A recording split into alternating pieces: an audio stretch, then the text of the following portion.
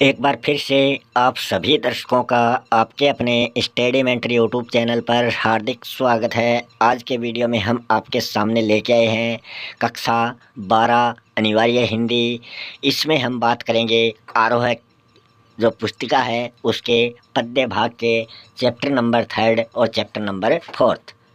इसमें अपना chapter number 3 रहेगा कुंवर नारायण सिंह से संबंधित और चैप्टर नंबर 4 रहेगा रघुवीर सहाय से संबंधित। इससे पहले हमने इस आरोह है जो पुस्तिका है इसके 2 चैप्टर कंप्लीट कर लिए हैं। अगर आपने वो चैप्टर नहीं देखे हैं तो यूट्यूब की प्लेलिस्ट में जाकर वो चैप्टर देख सकते हैं। यहाँ हम आपके सामने जो वीडियो प्रस्तुत कर रहे हैं इनमें जो भी इम्पोर्टेंट क्वेश्चन हैं जो बोर्ड एग्ज़ाम में आपसे पूछे जाने की संभावना है उन्हीं क्वेश्चनों को लेकर आए हैं। इन क्वेश्चनों को तैयार किया है जो सेवारत शिक्षकगण हैं उनकी टीम ने और इनको नाम दिया है शेखावाटी मिशन 100। तो यहाँ आज के इस वीडियो में हम कुंवर नारायण और रघुवीर सहाय के जो अध्याय हैं उनसे संबंधित जो भी इम्पोर्टेंट क्वेश्चन हैं उनकी चर्चा करेंगे। और अगर आपने अभी तक चैनल को सब्सक्राइब नहीं किया है तो चैनल को सब्सक्राइब ज़रूर कर लें। तो पहले हम देखते हैं कुंवर नारायण का जीवन परिचय, उसके बाद में इससे संबंधित क्वेश्चन आंसर हम देखेंगे। तो इसमें हम बात करें कुंवर नारायण का जन्म 1927 ईस्वी में फैज़ाबाद उत्तर प्रदेश में होता है। इनकी जो शुरुआती शिक्षा है वो उन्होंने अपने इलाके से ही प्राप्त कर लखनऊ विश्वविद्यालय से इन्होंने अंग्रेजी भाषा में MA किया था। यायावरी प्रवृत्ति के कारण, यायावरी प्रवृत्ति होती है एक जगह टिककर नहीं रहना बल्कि इधर उधर घूमकर ये जीवन यापन करना। यायावरी प्रवृत्ति के कारण, प्रकृति के कारण इन्होंने पोलैंड, रूस, चीन इन सभी देशों की यात्राएं की थी। मतलब इनको घूमने का बहुत शौक था। 1950 ईस्वी के आसपास इन्होंने काव्य लेखन की शुरुआत की थी। इनके अगर हम सम्मान की बात करें कि इनको कौन कौन से सम्मान या पुरस्कार मिले थे तो वो है कबीर सम्मान, व्यास सम्मान, लोहिया सम्मान, साहित्य अकादमी पुरस्कार और ज्ञानपीठ पुरस्कार। कौन सी रचना पर इनको ये सम्मान मिले थे ये सब देखने के लिए आपको हिंदी साहित्य से संबंधित जो प्लेलिस्ट है वहाँ आप इनसे संबंधित और भी अधिक जो बिंदु हैं वो देख सकते हैं। अगर इनकी रचनाओं की बात करें तो ये तीसरे शतक के प्रमुख कवि माने जाते हैं। इनकी प्रमुख रचनाओं के नाम हैं चक्रव्यूह, परिवेश, हम तुम, अपने सामने, कोई दूसरा नहीं, इन दिनों, ये इनका काव्य संग्रह है। अगर इनको प्रबंध काव्य की बात करें तो इन्होंने आत्मजयी कहानी संग्रह की रचना की थी। उनके नाम हैं आकारों के आसपास और मिशन 2017। तो ये कुंवर नारायण के जीवन काल से संबंधित कुछ बिंदु हमने देख लिए हैं। अब हम इनके चैप्टर के कुछ इम्पोर्टेंट क्वेश्चन देख लेते हैं, मगर उससे पहले आपको इनके चैप्टर की इम्पोर्टेंट व्याख्या है वो भी हम आपको दिखाते हैं। तो आपके पाठ्य पुस्तक से आखिरकार वही दृढ़ था और लास्ट में ताकत है तक का जो भी पैराग्राफ आपको दिया गया था उससे संबंधित ये व्याख्या है। तो सबसे पहले हम संदर्भ में लिखेंगे उपर्युक्त पद्यांश जो है वो हमारी पाठ्य पुस्तक आरोह है भाग 2 के अध्याय 3 जो कवि कुंवर नारायण द्वारा रचित है। उनके कविता काव्य संग्रह कोई दूसरा नहीं कि कविता है बात सीधी थी पर से लिया गया है। तो ये बात सीधी थी पर ये इनकी कविता है जो यहाँ पर आपके सामने हम रखेंगे। फिर हम प्रसंग में लिखेंगे कवि ने इस पद्यांश में ऐसे व्यक्तियों पर व्यंग्य किया है जो वाहवाही लूटने के चक्कर में सीधी सरल भाषा को भी अपना पांडित्य प्रदर्शन के उद्देश्य से उस भाषा को और अधिक कठिन बना देते हैं, जिससे उस कविता का जो मूल भाव है वो भी नष्ट हो जाता है। कवि ने कविता में भाषा की सहजता पर अत्यधिक बल दिया है। फिर व्याख्या में लिखेंगे कवि कहता है कि बात कहने के लिए उसे चमत्कारी स्वरूप देने के चक्कर में बनावटी भाषा का प्रयोग किया। आखिरकार परिणाम वही हुआ जिसका कवि को डर था। जिस प्रकार पेच के साथ ज़बरदस्ती करने पर, उसे ज़्यादा घुमाने पर उसकी जो चूड़ी है वो ख़त्म हो जाती है। उसी प्रकार भाषा पर अत्यधिक कसाव हम अगर देंगे और अत्यधिक प्रयोग करने की बात उस पर डालेंगे तो बात का जो प्रभाव है वह, इस बात का जो अर्थ है वो दोनों ही लगभग समाप्त हो जाते हैं। जिस तरह चूड़ी ख़त्म होने पर जो पेच है, जो कील है, वो उसी तरह ठोक दिया जाता है कि अर्थ परिवर्तन की कोई गुंजाइश ही नहीं हो। उसी प्रकार कवि ने भाषा को उसी बनावटीपन के साथ वहीं पर छोड़ दिया जो व्यर्थ, बिना प्रभाव के अस्तित्वहीन भाषा बनकर रह गई। तब उस भाषा में ऊपर से तो सब ठीक ठाक था, ठीक ठाक सुंदर प्रतीत होता था, परंतु अंदर से भाषा की जो अर्थपूर्ण कसावट है और जो ताकत है वो दोनों ही समाप्त हो जाती है। विशेष में हम लिखेंगे, बात को कहने के लिए सरल भाषा का प्रयोग यहाँ पर किया गया है। कविता की विधा जो है वो छंद मुक्त तुकांत है। उर्दू शब्दावली, बेत्रह, कर्तव्य आदि का सुंदर प्रयोग इसमें किया गया है। तो ये बेत्रह, कर्तव्य ये उर्दू भाषा के शब्द हैं। जोर जबरदस्ती में यहाँ पर अनुप्रास अलंकार का प्रयोग हमें देखने को मिला है। बात की चूड़ी मर जाना मुहावरे का सुंदर प्रयोग भी इस व्याख्या में किया गया है। अब हम इसके क्वेश्चन को देखते हैं। कविता के बहाने कविता का उद्देश्य क्या है? तो इस कविता का उद्देश्य है वर्तमान में कविता के वजूद के प्रति आशंका। नेक्स्ट क्वेश्चन है, कविता एक खेल है, बच्चों के बहाने पंक्ति का भाव हमें बताना है। तो इस पंक्ति का भाव हो जाएगा, कविता बच्चों के खेल के समान ही असीमित उड़ान है। नेक्स्ट है, तमाशबीनों की शाबाशी और वाह वाह पंक्ति में वाह वाह कौन कर रहे हैं? तो वो कर रहे हैं ऐसे मूर्ख व्यक्ति कर रहे हैं जो उस कविता के अर्थ को नहीं जानते। बात सीधी थी पर कविता में किस पर व्यंग्य किया गया है? तो इस कविता में हम बात करें तो जिस भाषा में चमत्कार हो उसी भाषा पर यहाँ व्यंग्य किया गया है। नेक्स्ट क्वेश्चन है, कविता के बहाने शीर्षक कविता का कथ्य स्पष्ट आपको करना है। तो कविता चिड़िया की उड़ान और फूलों के विकास से भी अधिक काल्पनिक उड़ान और भावात्मक सुगंध वाली होती है। जिस प्रकार फूलों की सुगंध चारों ओर हवा के साथ फैलती है और चिड़िया भी स्वतंत्र रूप से आकाश में उड़ती है, उसी प्रकार उसकी कविता भी चारों ओर प्रसिद्धि पाए, यही कवि का उद्देश्य था। और कविता बच्चों के खेल जैसी आनंददायी भी होती है, लेकिन आज के इस युग में यांत्रिकता के दबाव में कविता के अस्तित्व पर लगातार संकट मंडरा रहा है।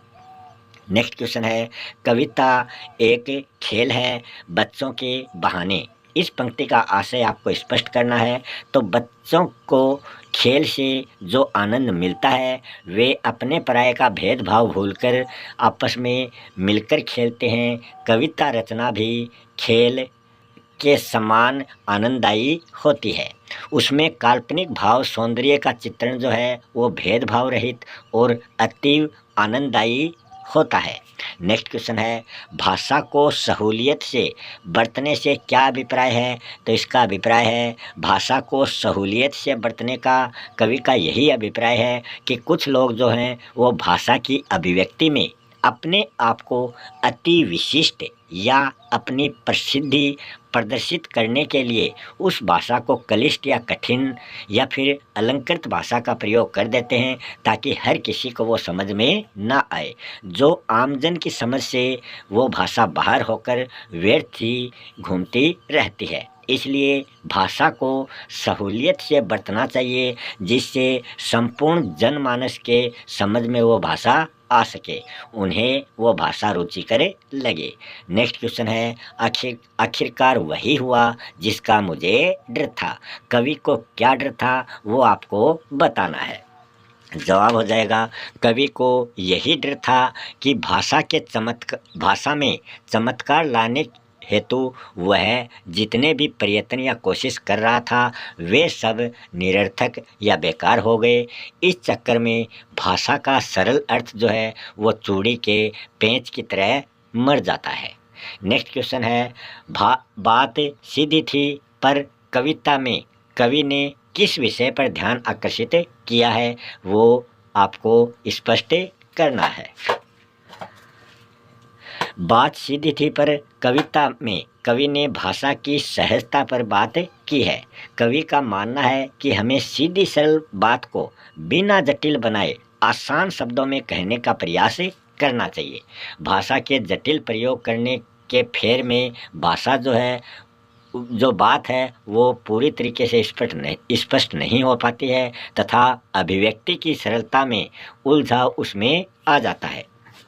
व्यक्ति जैसा सोचता व अनुभव करता है उसे उसी प्रकार उसी रूप में सहजता से उसे व्यक्त कर देना चाहिए। लेकिन कभी कभी वाहवाही मतलब प्रसिद्धि पाने के लोभ में अपनी बात को सजा संवार कर कलात्मक ढंग से अलंकृत शैली का प्रयोग कवि करने लगता है, जिसके चक्कर में सीधी सरल भाषा भी टेढ़ी बन जाती है और रचना क्रम में इसे एक दोष माना जाता है।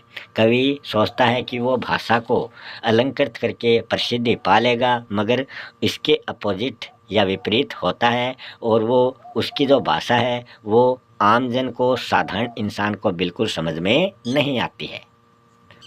अगले चैप्टर की बात करें वो है रघुवीर सहाय द्वारा रचित कविता।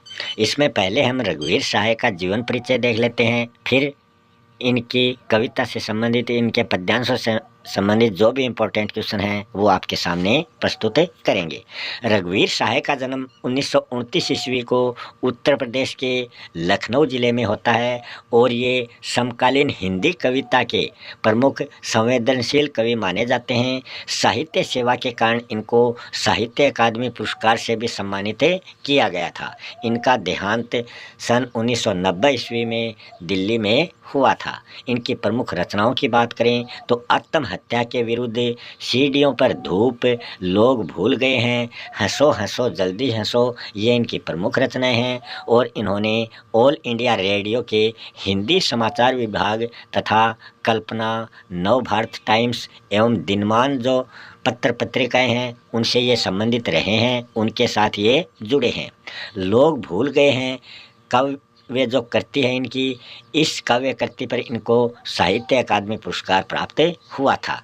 रघुवीर सहाय से संबंधित अगर आपको और अधिक जानकारी चाहिए तो हिंदी साहित्य नाम से जो प्ले लिस्ट है वहाँ पर जाकर आप इनसे संबंधित और अधिक जानकारी अर्जित कर सकते हैं। अब हम चलते हैं इस चैप्टर से संबंधित इम्पोर्टेंट क्वेश्चनों की ओर।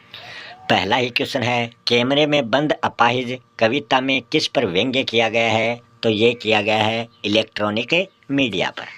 हम समर्थ शक्तिवान यहाँ पर किसे कहा गया है? तो यहाँ हम समर्थ शक्तिवान जो हैं ये कहा गया है दूरदर्शन वालों को।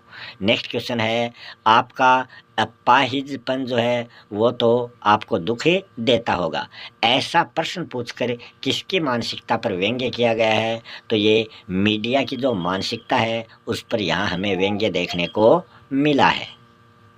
नेक्स्ट क्वेश्चन है, कैमरे में बंद अपाहिज कविता में कौन सी शब्द शक्ति का प्रयोग किया गया है? तो यहाँ पर लक्षणों के आधार पर इसका प्रयोग लक्षणा शब्द शक्ति यहाँ पर हो जाता है।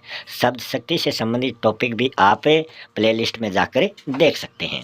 नेक्स्ट है, कैमरे में बंद अपाहिज कविता की मूल संवेदना क्या है? वो आपको लिखनी है। तो इसका जवाब हो जाएगा, कैमरे में बंद अपाहिज कविता में कवि ने करुणा और सहानुभूति जगाने के उद्देश्य से प्रसारित मीडिया के कार्यक्रमों में निहित क्रूरता तथा शोषण को व्यक्त किया है, प्रकट किया है। मीडिया माध्यम की ऐसी व्यावसायिकता एवं संवेदनहीनता पर आक्षेप इस कविता में किया गया है।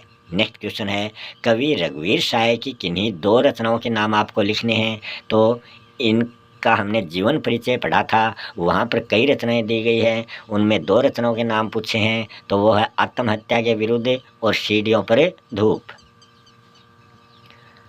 नेक्स्ट क्वेश्चन है, पर्दे पर व्यक्त पर्दे पर वक्त की कीमत है, इस कथन का नया आशय आपको स्पष्ट करना है। तो इसका जवाब हो जाएगा, इस कथन का आशय यह है कि दूरदर्शन के पर्दे पर हम उन कार्यक्रमों को ही दिखाएं जो रोचक हों और जो व्यवसाय में हमें लाभकारी लगे।